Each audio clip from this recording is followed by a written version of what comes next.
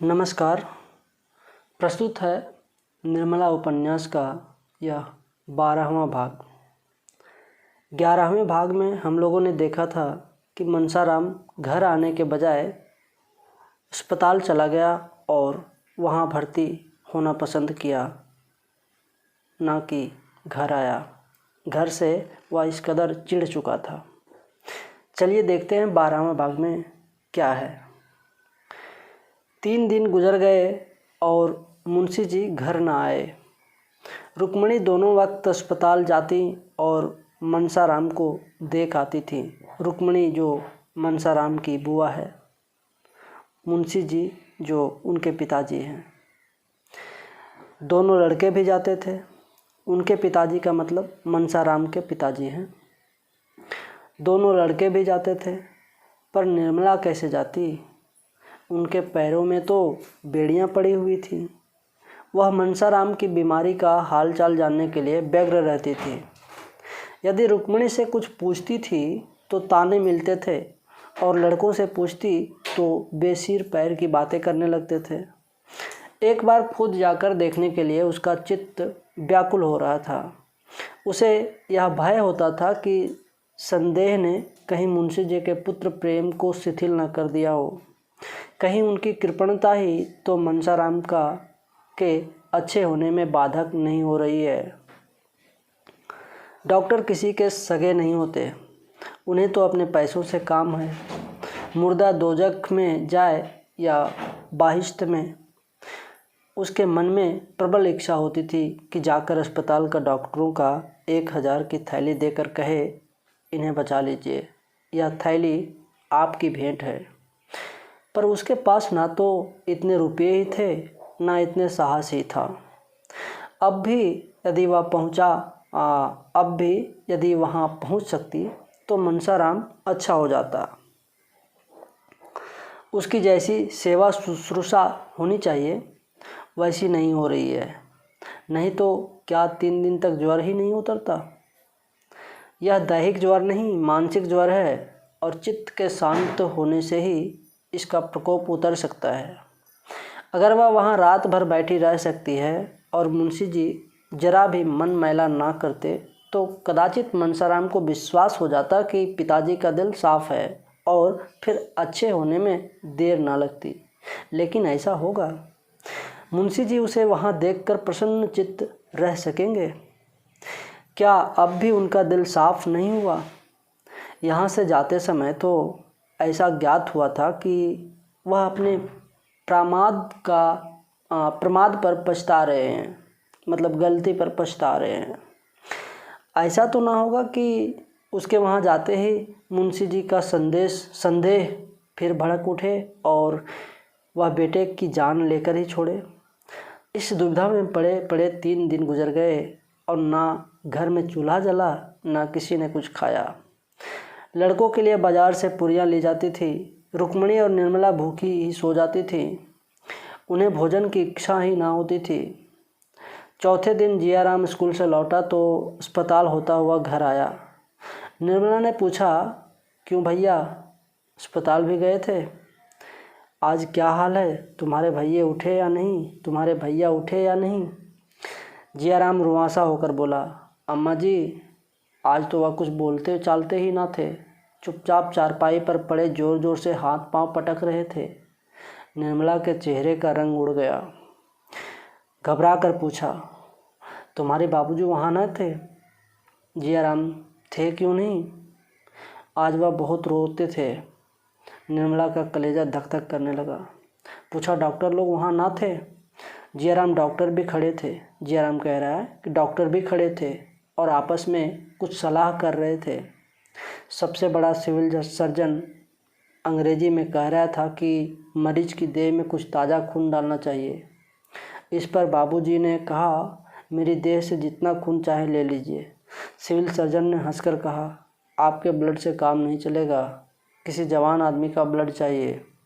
आखिर उसने पिचकारी से कोई दवा भैया के बाजू में डाल दी। 4 अंगुल के कम के सुई ना रही होगी, पर भैया मिनके तक नहीं। मैंने तो मारे डर के आंखें बंद कर ली। बड़े बड़े महान संकल्प आवेश में ही जन्म लेते हैं। कहाँ तो निर्मला के भय से सूखी जाती थी, कहाँ तो निर्मला भय से सूखी जाती थी, कहाँ उसके मुंह पर दृढ़ संकल्प की आभा झलक पड़ी। उसने अपनी देह का ताज़ा खून देने का निश्चय किया। अगर उसके रक्त से मनसाराम के प्राण बच जाएं तो वह बड़ी खुशी से अपनी अंतिम बूंद तक दे डालेगी। अब जिसका जो जी चाहे समझे, वह कुछ परवाह ना करेगी। उसने जियाराम से कहा, तुम लपक कर एक एक्का बुला लो, मैं अस्पताल जाऊंगी। जियाराम, वहाँ से तो इस वक्त बहुत से आदमी होंगे। जियाराम कह रहा है कि वहाँ तो इस वक्त बहुत आदमी होंगे, ज़रा रात हो जाने दीजिए। निर्मला कहती है, नहीं, तुम अभी एक्का बुला लो। जियाराम, कहीं बाबूजी बिगड़े ना। निर्मला, बिगड़ने दो, तुम्हें अभी जाकर सवारी लाओ। जियाराम, मैं कह दूंगा, अम्मा जी ही ने मुझसे सवारी मंगाई थी। जियाराम तो निर्मला कहती है, कह देना। जियाराम तो उधर तांगा लाने गया। इतनी देर में निर्मला ने सिर में कंघी की जूड़ा बांधा, कपड़े बदले, आभूषण पहने, पान खाया और द्वार पर आकर तांगे की राह देखने लगी। रुक्मणी अपने कमरे में बैठी हुई थी। उसे इस तैयारी से आते देखकर बोली, कहाँ जाती हो बहू? निर्मला, जरा अस्पताल तक जाती हूँ। रुक्मणी, वहाँ जाकर क्या करोगी? निर्मला, कुछ नहीं, करूँगी क्या? करने वाले तो भगवान हैं, देखने को जी चाहता है। रुक्मणी, मैं कहती हूँ मत जाओ। निर्मला ने विनीत अभाव से कहा, अभी चली जाऊँगी दीदी जी। जियाराम कह रहे हैं कि इस वक्त उनकी हालत अच्छी नहीं है, जी नहीं मानता, आप भी चलिए ना। रुक्मणी, मैं देख आई हूँ, इतना ही समझ लो कि अब बाहरी खून पहुँचाने पर ही जीवन की आशा है। कौन अपना ताज़ा खून देगा और क्यों देगा?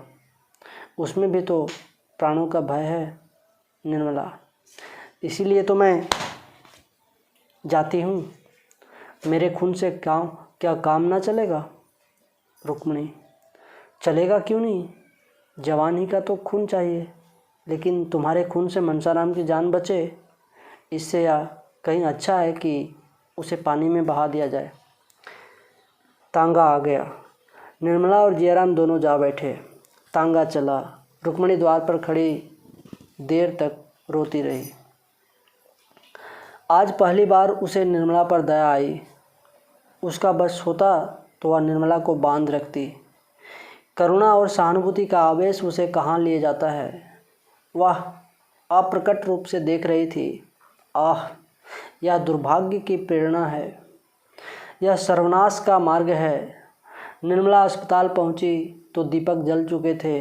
डॉक्टर लोग अपनी राय देकर विदा हो चुके थे। मनसाराम का ज्वर कुछ कम हो गया था। वह टकटकी लगाए हुए द्वार की ओर देख रहा था। उसकी दृष्टि उन्मुक्त आकाश की ओर लगी हुई थी, मानो किसी देवता की प्रतीक्षा कर रहा हो। वह कहाँ है, जिस दशा में है, इसका उसे कुछ ज्ञान न था। सहसा निर्मला को देखते ही वह चौंक कर उठ बैठा। उसका समाधि टूट गई। उसकी विलुप्त चेतना प्रदीप्त हो गई। उसे अपने स्थिति का, अपनी दशा का ज्ञान हो गया, मानो कोई भूली हुई बात याद आ गई हो। उसने आंखें फाड़कर निर्मला को देखा और मुंह फेर लिया। एकाएक मुंशी जी तीव्र स्वर से बोले, तुम यहाँ क्या करने आई हो? निर्मला अवाक रह गई। वह बतलाए कि क्या करने आई। इतने सीधे से प्रश्न का भी वह कोई जवाब दे सकी। यह क्या करने आई थी? इतना जटिल प्रश्न किसके सामने आया होगा? घर का आदमी बीमार है, उसे देखने आई है। यह बात क्या बिना पूछे मालूम नहीं हो सकती थी? फिर प्रश्न क्यों? वह हतबुद्धि से खड़ी रही, मानो संज्ञाहीन हो गई हो। उसने दोनों लड़कों से मुंशी जी के शोक और संताप की बातें सुनकर यह अनुमान किया था कि उनका दिल साफ हो गया है। अब उसे ज्ञात हुआ कि वह भ्रम था। हाँ, वह महाभ्रम था। मगर वह जानती थी कि आंसुओं की दृष्टि ने भी संदेह की अग्नि शांत नहीं की तो वह कदापि ना आती। वह कुड़कुड़ा कर मर जाती, घर से पाँव ना निकालती।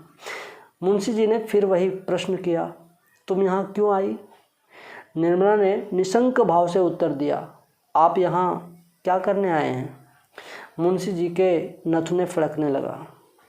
वह झल्ला कर चारपाई से उठे और निर्मला का हाथ पकड़कर बोले, तुम्हारे यहाँ आने की कोई ज़रूरत नहीं, जब मैं बुलाऊं तब आना, समझ गई? अरे यह क्या अनर्थ हुआ?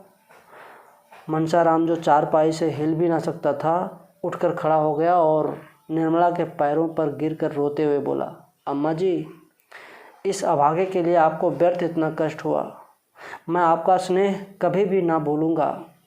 ईश्वर से मेरी यही प्रार्थना है कि मेरा पुनर्जन्म आपके गर्भ से हो, जिससे मैं आपके ऋण से उऋण हो सकूं। ईश्वर जानता है मैंने आपको विमाता नहीं समझा, मैं आपको अपनी माता समझता रहा। आपकी उम्र मुझसे बहुत ज़्यादा ना हो, लेकिन आप मेरी माता के स्थान पर थी और मैंने आपको सदैव इसी दृष्टि से देखा।